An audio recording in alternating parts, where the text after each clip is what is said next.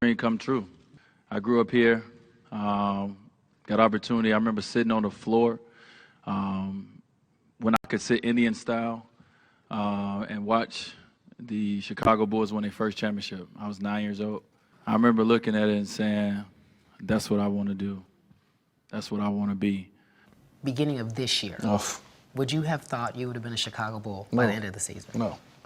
I didn't think at the end of the season. You know, this was not something that I was like, oh, I'm going to play the season, I'm going to go to Chicago.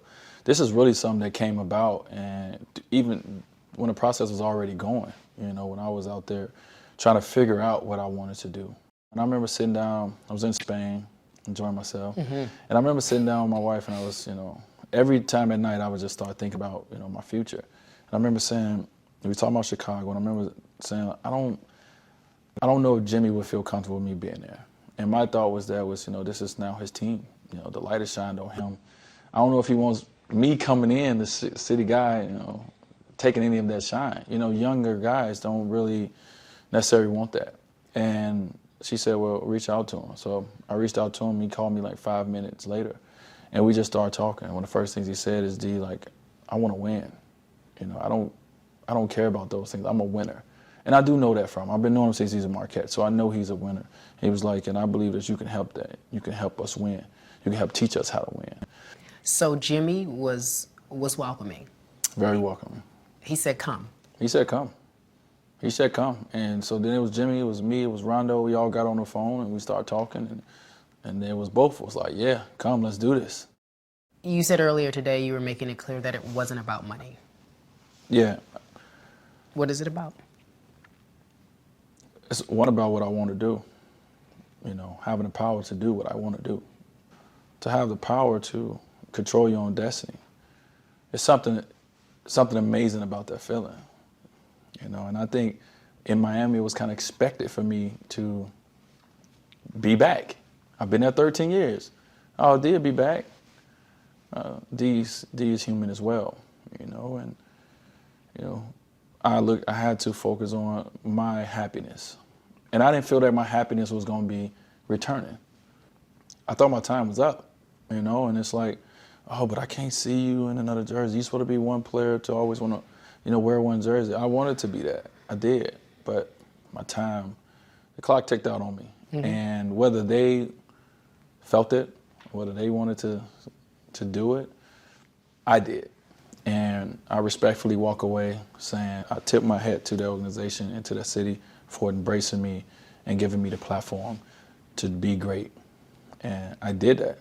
I was great and would always be there, but I got more things to do.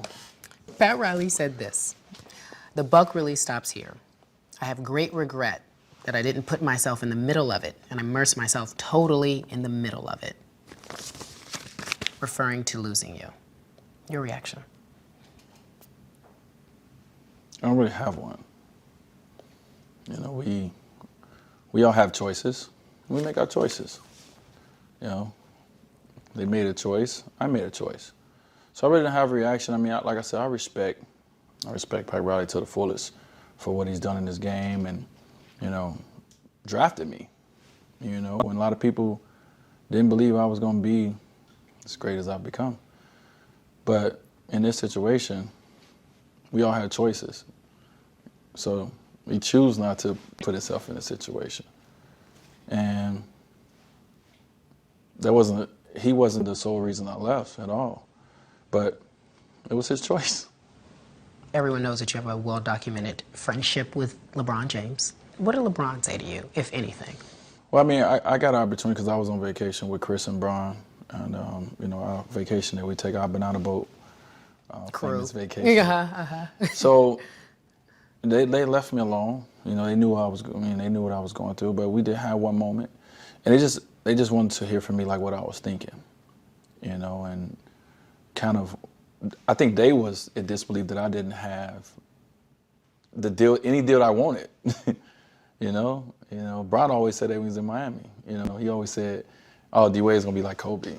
You know, he always said, oh, he's gonna get that Kobe deal, or he's gonna. So I think they just believe us. Why are you even a free agent? Like, you shouldn't even be. So they just kind of listened to me kind of talk about, you know, where my feelings was. And what I was thinking. And the biggest thing that came back from both of them is follow your heart. You know, whatever you want to do, we're going to support. We're friends.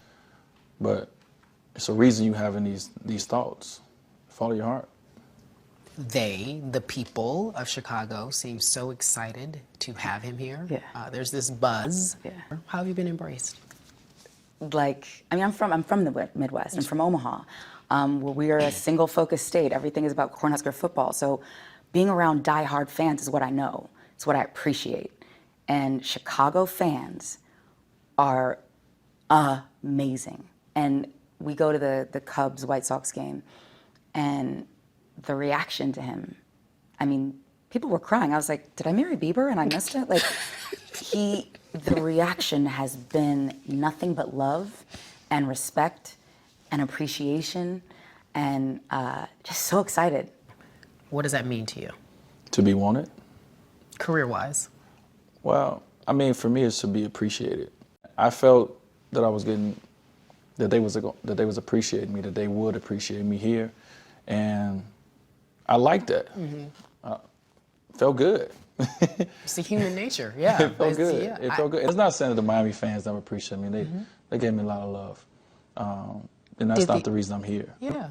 But you know, to feel in my hometown team, a team that I've always dreamed of going to, like the need was here for me to be here.